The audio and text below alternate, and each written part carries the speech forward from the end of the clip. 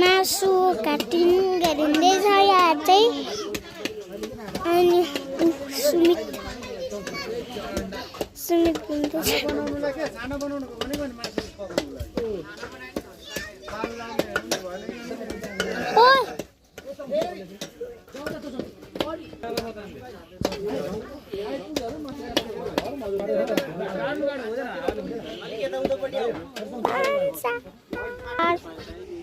यहाँ चाहिँ भात पकाउनु हुँदैछ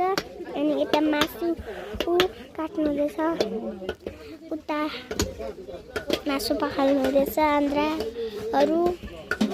अनि यता चाहिँ घोच्चा झार्नु हुँदैछ किन उहाँ चाहिँ हाम्रो मिलन दाजु अनि आप्पा